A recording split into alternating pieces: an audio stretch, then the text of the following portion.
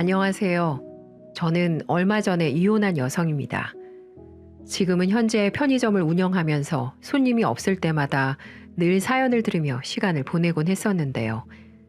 늘 다른 사람들의 이야기라고만 생각하며 즐겨 듣던 사연이 직접 제가 경험한 일이 되어버리니까 한동안은 좀 멍하게 되더라고요. 근데 제 사연도 같이 적으면서 여러분들의 위로도 받고 싶고 공감도 얻고 싶어서 그렇게 적어보게 되었습니다. 저는 결혼은 때에 맞게 너무 이르지도 늦지도 않게 적당한 시기에 했어요. 대학교를 졸업하고 나서 딱히 취업의 뜻이 없었던 저는 부모님과 상의 후에 부모님 명의로 되어 있는 건물 1층을 얻어서 편의점을 운영하게 되었죠. 애초에 부모님 건물에서 시작을 한 거라 저는 보증금이나 월세도 내지 않고 수입을 전부 고스란히 제가 가지고 올 수 있어서 다른 친구들보다는 좀 여유롭고 넉넉한 생활을 빨리 할 수 있었답니다. 근데 이건 다 제가 잘해서가 아닌 부모님을 잘 만난 복이라는 걸 잘 알고 있기 때문에 저희 부모님께 더 효도하려고 하고 잘하려고 노력했어요. 지금도 그러고 있는 중이고요. 하지만 자식으로서 부모에게 할 수 있는 최고의 효도는 건강하고 행복하게 잘 사는 모습을 보여드리는 거라 생각을 해서 저는 다른 것보다도 결혼을 해 단란한 가정 꾸려서 재미있게 잘 사는 모습을 보여드리고 싶었어요. 떡두꺼비 같은 손자들도 순풍순풍 낳아서 우리 부모님의 기쁨조가 될 수 있게 해주고 싶었죠. 하지만 저의 노력에도 불구하고 저는 부모님 마음을 아프게 해드리는 사건을 하나 치르게 되었습니다. 참 자식으로서 보여드리고 싶지 않은 모습이었는데 지금도 그때만 생각을 하면 마음이 찌르르 거릴 만큼 저에게는 큰 사건이었어요. 그 이야기의 주인공은 바로 시댁인데요. 저는 남편을 당시 제 친구의 남자친구를 통해서 소개를 받아서 만나게 되었습니다. 1년 반 정도 연애를 하다가 결혼을 했는데 그 당시 남편은 막 대학교를 졸업하고 나서 취업을 준비하던 시기였고 2년째 대기업을 도전하고 있다가 떨어져서 많이 힘들어하던 시기였죠. 그래도 열심히 사는 사람이었어요. 그 바쁘고 힘든 와중에도 아르바이트를 하며 본인 용돈도 벌어가면서 밤 늦게까지 취업 준비를 하는 노력남이었거든요. 저도 그 성실함과 노력하는 모습에 반해서 현실이 안정적이지 않은 사람인데도 불구하고 만나왔던 거였습니다. 그러다 결국 그는 저와 연애를 하던 도중 취업에 성공하게 되었고 그 뒤로 저희는 곧바로 결혼을 하게 되었어요. 늘 남편은 저에게 취업만 되면 바로 결혼하자는 소리를 달고 살았기 때문에 저희 둘에게 결혼은 당연한 수순이었죠. 결혼 과정에서 딱 하나 걸리는 부분은 시댁의 형편이었습니다. 솔직히 말해서 저희 집은 부모님 명의로 된 건물이 몇 채가 있는 좀 사는 집안이었거든요. 그래서 돈에 있어서는 부족한 게 별로 없었어요. 하지만 남편 쪽은 아니었습니다. 남편이 대기업에 목숨 걸고 달려들었던 것도 다 이유가 있었을 만큼 시댁은 좀 형편이 어려웠죠. 시아버지는 원래 가구 공장에 다니시면서 일을 하셨는데 기계에 다리가 끼게 되는 사고로 장애 판정을 받은 이후로는 일을 하실 수가 없었어요. 그래서 시어머니가 식당을 운영하면서 겨우 먹고 사는 집안이었습니다. 하지만 장사도 잘 안 돼서 시어머니는 몇 번이나 가게 업종을 바꿀 만큼 장사 수완이 좋지 않아서 늘 쪼달리며 살고 계셨습니다. 그래서 남편은 그 가난이 싫어서 대기업으로 들어가 빨리 돈 벌고 여유롭게 살고 싶은 마음이 컸다고 했어요. 그러니 목숨을 걸고 악착같이 준비해 결국 대기업으로 들어가게 된 거죠. 물론 남편이 잘 된 건 정말 다행이었지만 어쨌든 결혼을 하기에는 양가의 재력 수준이 좀 달라서 조금 삐그덕거리는 부분이 나타났습니다. 바로 집 문제와 혼수 문제 때문이었는데요. 그 문제를 저희도 생각하지 않은 건 아니었는데 그게 상견례 자리에서부터 터질 줄은 아무도 예상하지 못했어요. 결혼 준비를 하기 전 상견례를 갖는 자리에서 양가 부모님끼리 약간의 신경전이 오고 가는 사건이 하나 있었거든요. 양가가 처음 만나는 자리는 누구나 그렇듯 떨리는 순간이었어요. 무엇보다 이제 우리가 결혼 준비를 어떻게 해나갈지 같이 상의하는 자리이기도 했기 때문에 저와 남편은 초긴장을 한 상황에서 양가 부모님을 맞이했습니다. 초반에는 순조롭게 대화가 이어지고 분위기가 괜찮게 흘러갔어요. 근데 결혼 날짜를 잡고 집과 혼수 이야기가 나오는데 그때부터 신경전이 시작되고 말았죠. 신경전의 시작은 저희 시어머니로부터였어요. 저 사돈, 제가 초면이고 또 상견례 자리에서 드리기는 좀 어렵긴 한데 그래도 말씀을 드려야 할 것 같아 신뢰를 무릅쓰고 말씀드리는 겁니다. 네, 말씀하세요, 사돈. 그게 말입니다. 우리가 좀 집 사정이 좋지가 않아요. 보시다시피 우리 남편도 지금 이런 상태고 해서 우리 쪽에서 집이고 결혼식 비용이고 할 수 있는 부분이 없을 것 같아서요. 어렵겠지만 사돈 쪽 잘 사시니 좀 힘 좀 써주시면 안 될까요? 시어머니는 저희 부모님을 보자마자 결혼을 위해서 해줄 수 있는 게 아무것도 없다고 하셨어요. 단 얼마라도 해보겠다고 말씀하시는 게 아니라 다짜고짜 우리는 없으니 너네가 좀 알아서 해줘라 라는 식의 말에 저와 저희 부모님은 좀 황당하긴 했습니다. 하지만 저희 부모님은 건물 몇 채를 그냥 가지고 있으신 게 아니에요. 아빠는 건축회사를 운영하시면서 사업가 기지를 다분히 크게 가지고 있으셨고 저희 엄마도 그 옆에서 내조하면서 쌓은 내공이 높았기 때문에 그 자리에서 그냥 받아주지 않으셨답니다. 예, 사부인, 형편이 어려울 순 있죠. 그걸 이해 못하는 건 아닌데 그래도 명색이 저희도 딸을 결혼시키는 입장에서 딸이 대접받지 못하고 가는 시집은 반갑지가 않네요. 물론 사부인께서 다른 걸로 잘 해주시겠지만 그래도 단 얼마라도 같이 보태시는 게 맞지 않을까 싶네요. 아니, 저희도 보태고야 싶죠. 대신에 우리는 미래가 창창한 아들을 보내드리지 않습니까? 요즘 시기에 대기업 들어가는 게 얼마나 어렵습니까? 근데 우리 아들이 이번에 대기업 들어가게 되면서 이후에 벌어다 줄 돈 생각하면 결코 손해보는 결혼은 아니라고 생각하는데요. 네, 그것도 맞는 말씀이죠. 근데 사부인, 우리 딸은 지금도 이미 자기 사업체 운영하면서 지 또래보다 돈 잘 벌고 있어요. 게다가 지가 벌어내는 돈만으로도 충분히 먹고 살만 하고요. 그러니 아예 못하겠다는 말씀은 말아주시고 최대한 노력 부탁드립니다. 저희 쪽에서도 물론 최선을 다해 사위 맞이할 거고요. 아유, 그래요. 사돈 어른 말씀도 일리는 있네요. 아무튼 그럼 저희 쪽에서 할 수 있는 건 해볼 테니 사돈네 수준에 안 맞다고 우리 자식 무시하는 일은 없으셨으면 좋겠네요. 네, 그건 당연하죠. 사위도 이제 엄연한 저희 자식인데 무시하다니요. 그건 걱정 마시고 저희 딸도 잘 부탁드립니다. 네,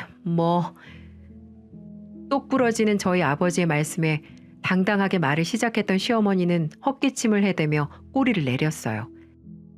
그 뒤로 시어머니는 2천만 원을 가지고 오며 결혼 준비에 보태라고 하셨고 저희 부모님은 그 정도로 만족하기로 했습니다.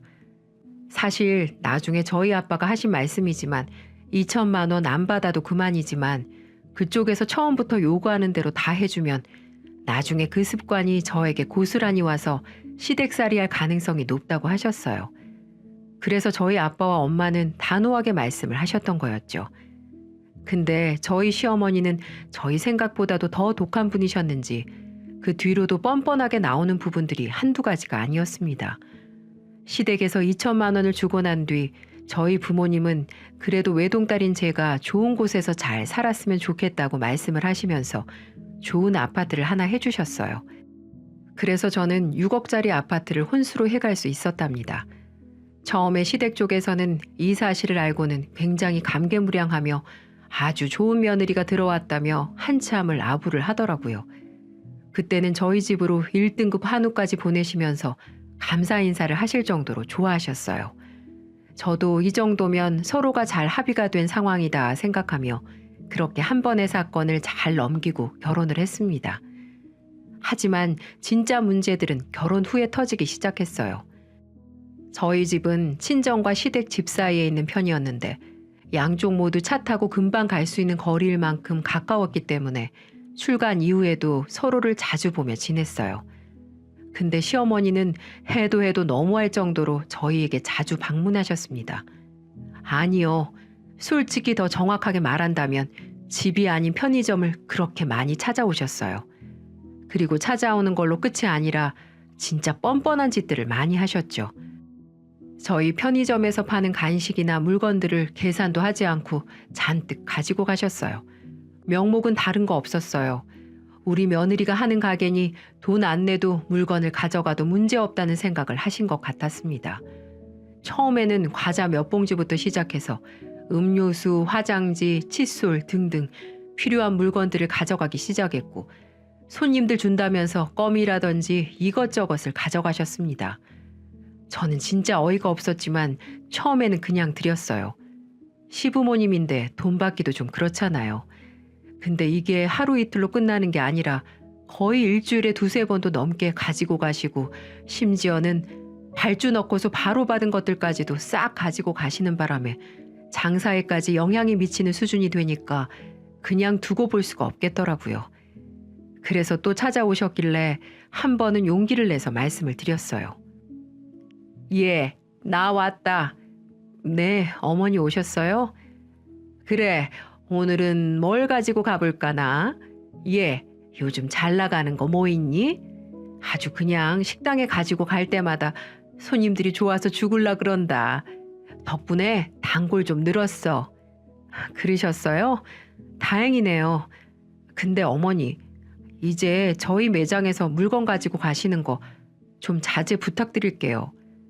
아니면 저희 이거 매일 유통기한 지나서 폐기하는 것들 있는데 그거 가지고 가셔도 되고요.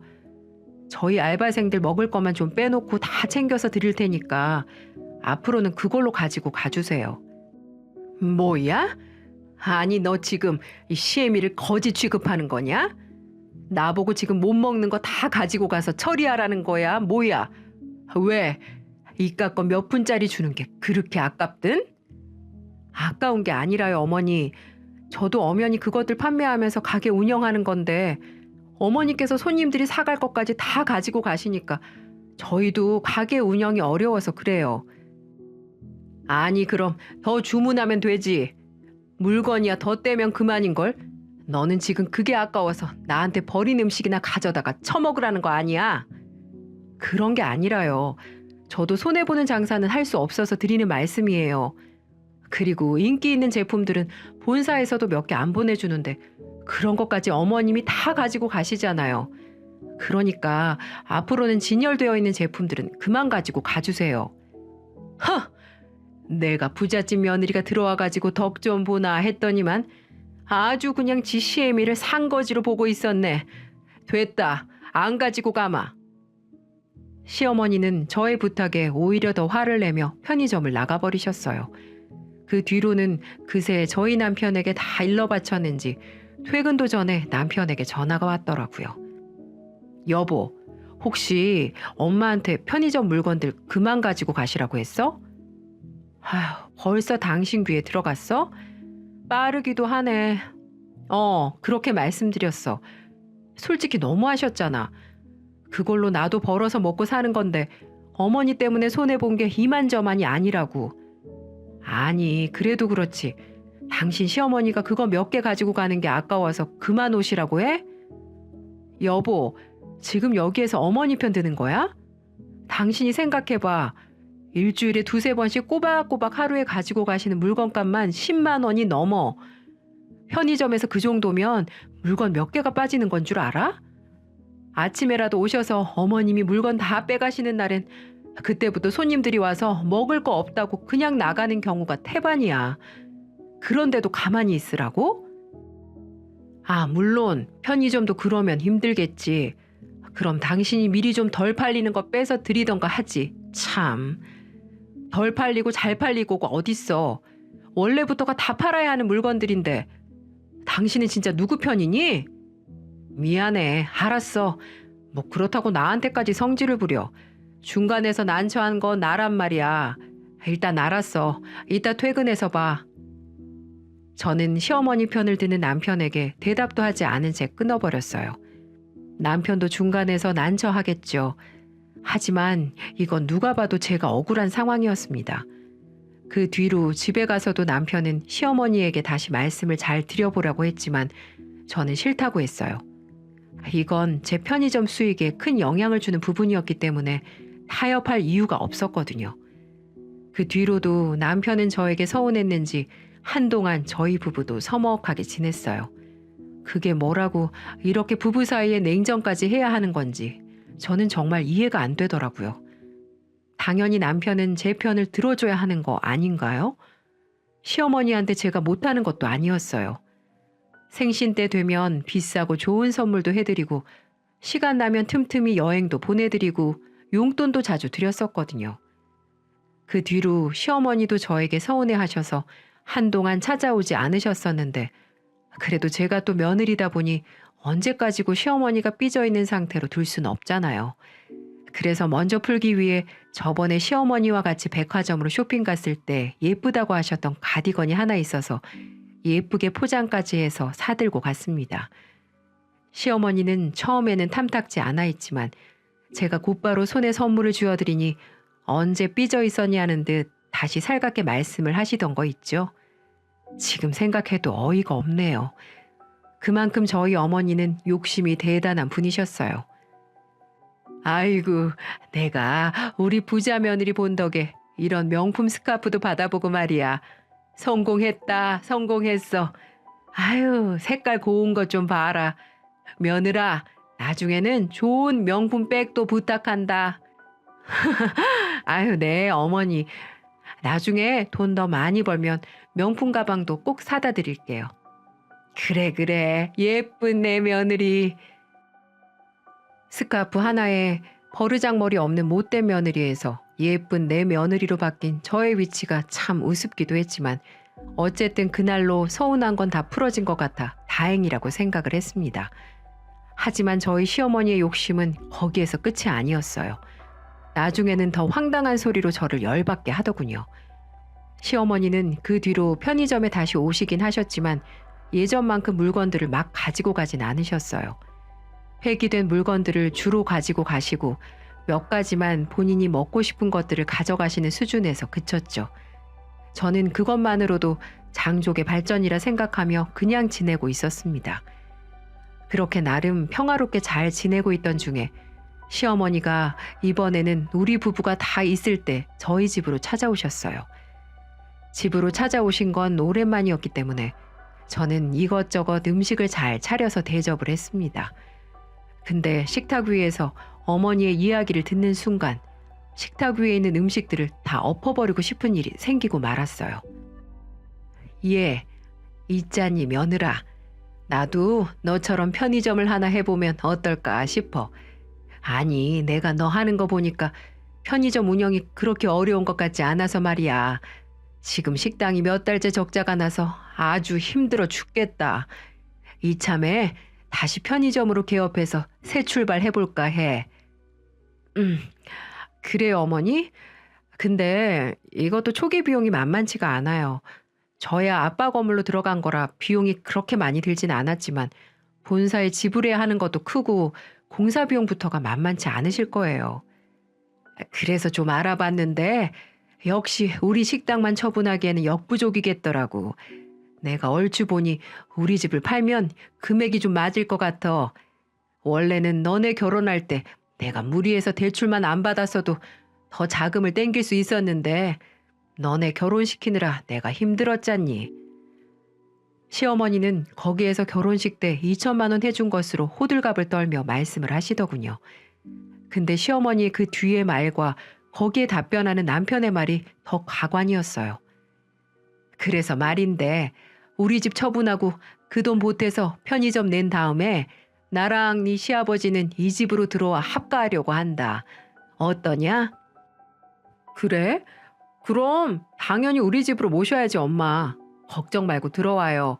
방도 남는데 뭐. 좋네. 나도 엄마 아빠랑 살고. 어머, 정말? 그래도 돼? 저와 어떠한 상의도 없이 갑작스럽게 시모에게 집으로 들어오라는 남편의 말을 듣고 저는 입에 있던 음식들을 그대로 다 내뿜을 뻔했어요. 게다가 거기에 좋아가지고 맞장구를 치는 시어머니를 보니 기가 차더라고요.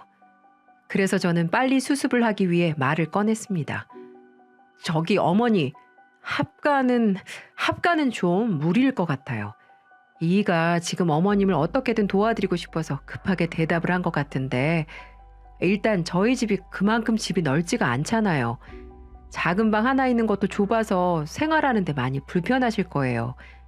게다가 어머니 편의점 하시는 것도 생각을 잘 하셔야 돼요. 제가 그냥 운영하는 것 같아 보여도 편의점이 신경 쓸 게 한두 가지가 아니거든요. 이거 물건 관리 제대로 못하면 바로 벌금 물고 자칫하면 운영정지 먹고서 편의점 문 닫아야 될 수도 있어요. 저는 거의 랩을 하듯 속사포로 말을 뱉어냈어요. 진짜 숨도 안 쉬고 말이에요. 그랬더니 저희 어머님은 또 거기에서 열을 내시더라고요. 야, 이게 또 나를 무시하네. 너도 하는 걸 내가 못할 거라고 생각하는 거야 지금? 편의점 운영이 뭔데? 그게 도대체 뭐라고 훈수를 둬? 그리고 지금 우리가 여기 들어오는 게 못마땅한 거냐? 어? 어머니, 왜 또 말씀을 그렇게 하세요? 어머님께 훈수 두는 게 아니라 현실적으로 조언해 드리는 거고요. 저희 집으로 들어오시면 불편한 게 당연한 거잖아요. 저도 아무런 마음의 준비도 없이 시부모님 모시는 거 솔직히 불편하고요. 저는 이번에도 다짜고짜 화를 내는 시어머니에게 제 속마음을 그대로 전달해 버렸어요. 솔직히 시부모님하고 같이 사는 게 불편한 건 사실이었거든요. 근데 진짜 어이없는 건 여기에서도 제 편을 들어야 할 남편 놈이 이번에도 시어머니 편을 들었다는 겁니다. 이 여자가? 야, 이 건방진 년아. 너 자꾸 시어머니한테 말본색 그따위로 할래?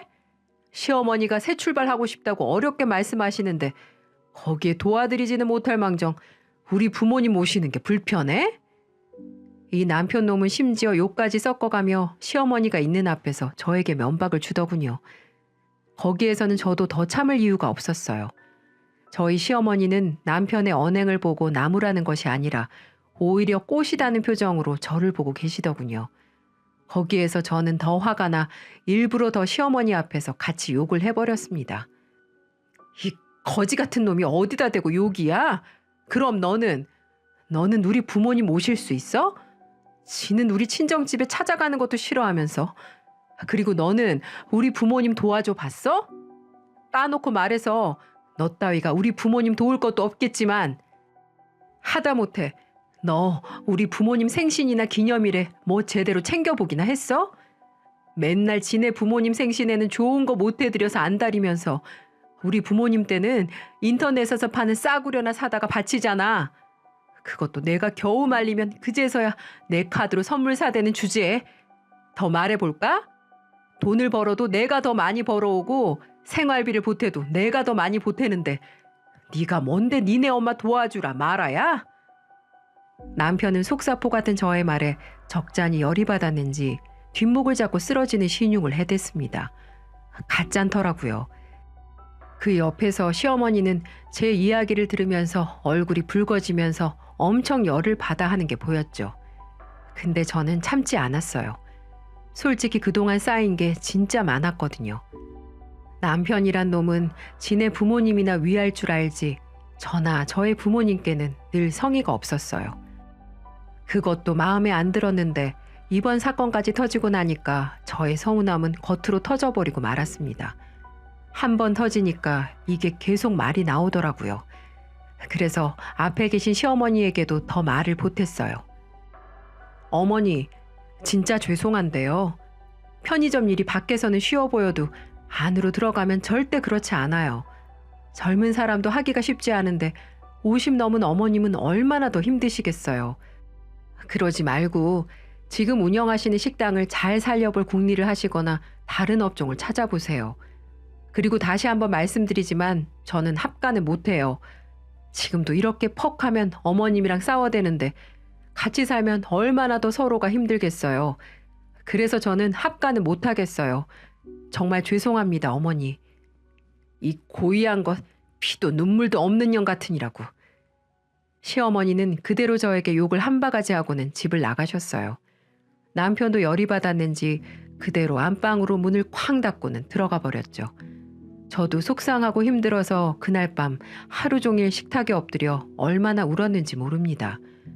근데 사실 제가 우리 아버지 피를 물려받았는데 그냥 피만 물려받았겠어요? 저는 누가 봐도 우리 아빠 딸이라고 할 만큼 사업가 기질이 컸습니다. 그냥 보면 이건 될 거다, 안 될 거다라는 게 탁 하면 보일 만큼 사업 수완이나 땅, 건물 보는 눈이 탁월했거든요. 하지만 우리 시어머니는 성격 자체가 허술한 사람이었어요. 그래서 꼼꼼함이 중요한 편의점 일을 절대 할 수 있는 분이 아니셨죠. 그래서 제가 더 말린 것도 있었거든요. 근데 그 속도 모르고 이렇게 저만 나쁜 인간으로 몰아세우는 그들에게 정말 서운했습니다.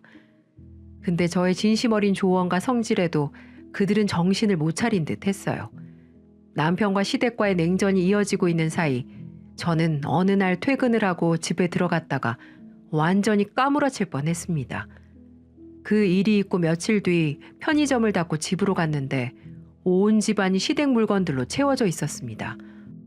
그리고 거실에 대자로 누워서 시부와 시모가 TV를 보고 있었어요. 너무 황당했습니다.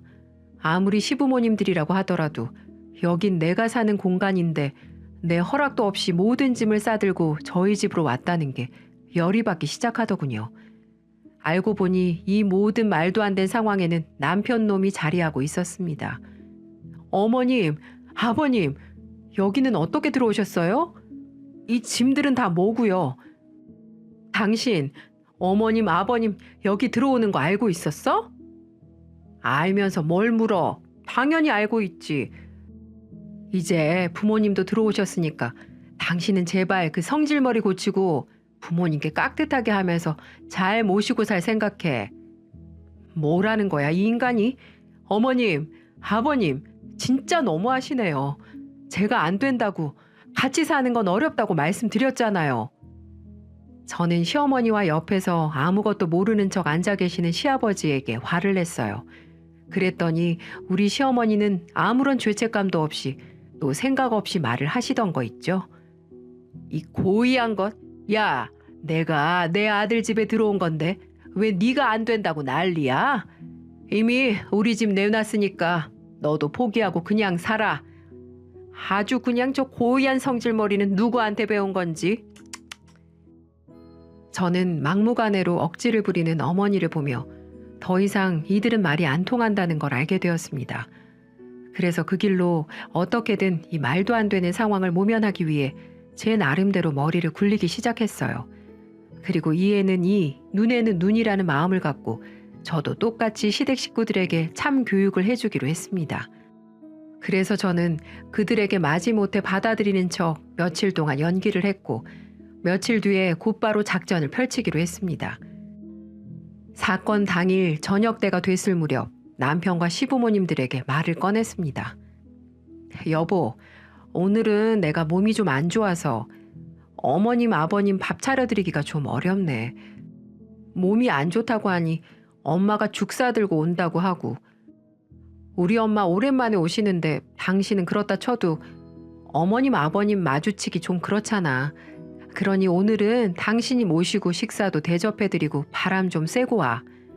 어머님, 아버님 죄송하지만 이랑 나가셔서 오늘은 맛있는 걸로 외식하시고 들어오세요. 비싼 거 드셔도 되니까 오늘은 평소에 드시고 싶으셨던 걸로 마음껏 회포 풀고 오세요. 어머, 네가 웬일이니? 이제야 정신이 좀 차려지나 보다. 그래, 알았다. 당신 진짜 우리끼리 나가도 괜찮겠어? 암튼 당신이 그러라니까 이따가 장모님 가시면 전화해. 그때 들어갈 거니까. 시부모님과 남편은 신이 난 채로 그대로 나갔습니다. 그리고 저는 그들이 나가자마자 다시는 이 집에 발을 들이지 못하도록 제가 계획한 모든 일들을 하나 둘 처리해 나갔어요. 저는 그들이 차를 타고 동네를 떠나자마자 곧바로 미리 예약해둔 이삿짐 업체를 불렀습니다. 그리고 시부모님 물건들 하나도 빠짐없이 트럭에 싣기 시작했어요. 그리고 거기에다 남편 물건들, 컴퓨터 책상, 양말 한 짝까지도 빠뜨리지 않고 쓸어 담아 짐을 실어버렸어요. 그 이유는 도저히 남편의 독단적인 행동을 보고 제 인생을 이 사람한테 낭비하고 싶지 않았기 때문이었죠. 바로 이혼을 결심하면서 말이죠. 그리고는 시댁 주소로 이삿짐을 보내버렸습니다. 이삿짐 아저씨에게 도착하면 시부모님들 연락처를 주면서 연락을 하면 된다고 말씀드렸고, 만약에 그들이 전화 받지 않거나 없으면 집 앞에다 모든 물건들을 내려놓고 그냥 가버리시라고 말씀을 드렸죠. 그래도 모든 책임은 제가 진다면서 말이죠. 그리고 시댁 식구들이 다시는 집에 들어오지 못하도록 비밀번호도 다 바꿔버리고 문도 열어주지 않았습니다. 역시나 그들은 외식을 마치고 집에 들어오자마자 문이 열리지 않는 것을 보고 저에게 전화를 했더라고요. 여보, 비밀번호 바꿨어? 문이 안 열리네. 비밀번호 바꿨어. 당신들 이제 이 집 못 들어와. 내 집에 이제 더는 들어올 생각하지 마.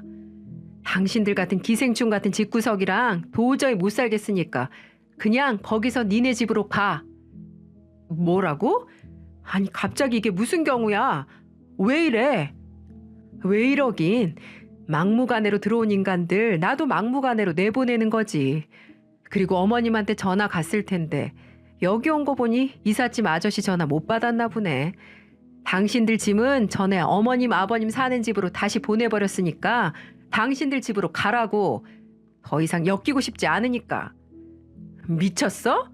문 부숴버리기 전에 좋은 말로 할 때 열어라. 안 미쳤지. 뻔뻔해 미쳐버린 건 너나 너네 가족이고 나는 지극히 정상이거든.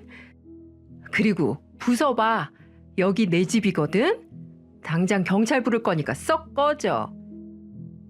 저는 전화를 끊어버린 뒤로는 문을 발로 차고 난리를 치는 그들에게 문도 열어주지 않았어요. 완전히 무시했죠. 그랬더니 밖에서 누군가가 민원을 넣었는지 얼마 뒤에 경비에게 그들은 끌려나간 듯 했습니다. 그렇게 저는 제 허락 없이 기생충처럼 붙어버리려는 거머리 같은 시댁 식구들에게 참교육을 시켜주었습니다. 그들을 보내고 얼마나 속이 시원했는지 몰라요. 하지만 그 뒤로 조용할 줄 알았더니 역시나 그들은 그냥 끝날 인간들이 아니었습니다. 저는 남편에게 이혼 서류를 보냈는데 남편 쪽에서 재산 분할을 신청했더라고요. 결혼할 때 2천만 원을 보탰다는 게 이유였습니다. 근데 저는 당연히 꿀릴 게 없으니 같이 소송을 했죠. 하지만 그들은 우리나라 법을 무시하는 듯 했습니다. 자기들 뜻대로 돌아가지 않자 거의 막다른 길에 다다랐는지 이제는 제 편의점까지 찾아왔더라고요. 시모와 전 남편은 제 편의점으로 찾아와 행패를 부려대기 시작했습니다. 이 도둑년아, 우리 2천만 원 돌려놔. 당장 돈 내놓으라고. 어디서 다 처먹으려고 수작을 부려? 어이가 없어서. 그럼 어머니도 그동안 제가 사드린 명품들이랑 용돈들 다 내놓으세요. 다 뱉어놓고 가시라고요. 당신 진짜 미쳤어? 지지 않고 화를 내는 저에게 둘은 합세하여 저에게 달려들었고 결국 시어머니는 저의 머리채까지 잡아끄는 지경에 이르렀습니다. 갑작스런 상황에서 저는 속수무책으로 시어머니에게 끌려다니고 있는데 그때 저의 구세주가 나타났어요. 바로 저희 친정아버지가 편의점에 경비원 연락을 받고 오셨더라고요. 당신들 이게 뭐하는 짓이야? 저희 아빠는 제가 머리채가 잡혀 끌려다니는 상황을 보자마자 그들에게 호통을 쳤고 놀란 시어머니와 남편은 잠깐 움찔하더니 자존심 때문에 그만할 수 없었는지 그 뒤로는 저희 편의점 물건들을 죄다 던지기 시작했어요. 하지만 그걸 보고 가만히 있을 저희 아빠도 아니었죠. 아빠는 그들을 지켜보더니 이내 어딘가로 전화를 하셨어요. 조금 뒤에 5분도 안 돼서 누군가가 들이닥쳤고 그 정체는 바로 경찰이었습니다. 경찰들은 곧바로 행패를 부리고 있는 그 둘을 잡아 끌었어요. 그리고 저희 아버지가 거기에다 대고 호통을 다시 한번 치셨죠. 썩 꺼져 이것들아. 다시 한 번만 내 딸한테 찾아오면 죽을 줄 알아. 가만 안 둬 내가. 이건 놓으라고. 그들은 그렇게 경찰들에게 질질 끌려가며 하찮은 모습으로 가게에서 쫓겨나게 되었고 아버지의 험악한 소리에 2번 다시 찾아오지 못했습니다. 그리고 저는 저를 폭행한 것과 저희 편의점을 쑥대밭으로 만들어 놓은 모든 증거들을 찍고 경찰에 정식으로 고소해 버렸습니다. 이 사건 때문에 저는 확실하게 이혼을 좀 더 빨리 끝낼 수 있었고, 그들은 제게 거의 한 푼도 받지 못하고 이혼을 당하게 됐고, 저를 폭행한 죄로 벌금까지 물게 되었습니다. 바보 같은 인간들이었죠. 얼마나 속이 시원하던지. 그렇게 제 결혼 생활은 마무리가 되었습니다. 한번 이혼을 겪고 나니 시원하긴 하지만 이 씁쓸한 경험은 두 번 다시 하고 싶지가 않네요. 지긋지긋한 그들도 다시는 보고 싶지 않고요. 한 번은 그 시어머니라는 사람이 낯짝 두껍게 또 제 편의점에 찾아왔더군요. 하지만 제게 욕을 하고 난동을 피웠던 시어머니 모습이 아닌 아주 온순하고 착한 사람으로 다가왔어요. 그 모습을 보니 의아하더군요. 하지만 제게 왜 그러는지 곧장 알 수 있었답니다. 얘야, 내가 미안하다. 잘못했어. 내가 나이 처먹고 욕심이 과했다. 우리 아들 좀 살려줄 수 없겠니? 살려주다뇨? 이미 그쪽 아들이랑 이혼했는데 제가 왜 살려요? 그 말 하실 거면 어서 나가세요. 지금 너랑 이혼하고 회사도 안 나가고 아주 폐인으로 살고 있다. 나랑 얘기도 안 하려고 그래. 이혼한 게 모두 나 때문이라며 매일 술 먹고 집에서 물건들 부수고 이제 나한테 욕까지 해. 내가 못 살겠다. 사는 게 너무 힘들어. 지금 우리 아들 잡아줄 사람은 너뿐이야. 그러니 마음 좀 돌려주면 안 되겠니? 왜요? 이제 저한테 했던 행동들이 당신 아들은 후회가 되나 보죠? 그러니 있을 때 잘해야죠. 이미 기차 떠났는데 후회하면 뭐해요? 당장 나가세요. 얘야, 제발. 아, 나 진짜 사람 말길 못 알아듣네. 당장 꺼지시라고요. 이렇게 말하고는 전 반강제적으로 가게에서 쫓아내 버렸습니다. 비굴하게 제게 고개를 조아린 모습을 보고 참 인생이라는 게 어떻게 될지 모른다는 말이 실감이 났습니다. 그 집 며느리로 들어가 최대한 도와주며 잘 살아보려 했지만 욕심이 지나친 그들을 보면서 다시 한번 인생에 대해 생각하게 되는 계기가 되었네요. 그래서 저는 오히려 지금 상황에 감사하며 비온 뒤에 땅이 굳는 경험이었다 생각하면서 씩씩하게 지내고 있습니다. 비록 이혼녀라는 꼬리표를 달고 살고 있지만 그들 그림자에서 벗어나니 숨을 마음껏 쉴 수 있어서 얼마나 좋은지 몰라요. 그래서 지금은 계속 편의점을 운영하며 되도록 뜻깊고 알차게 인생을 살아보려고 노력하고 있답니다. 제 사연은 여기까지입니다. 이걸 보시는 여러분에게도 때로는 인생에서 비가 오고 눈이 내리고 센 강풍이 불 때가 있을 텐데요. 그래도 그 뒤에 찾아오는 시원함과 멋진 설경, 정화된 공기를 만끽할 수 있는 인생이 되시길 응원할게요. 제 사연 들어주셔서 감사합니다.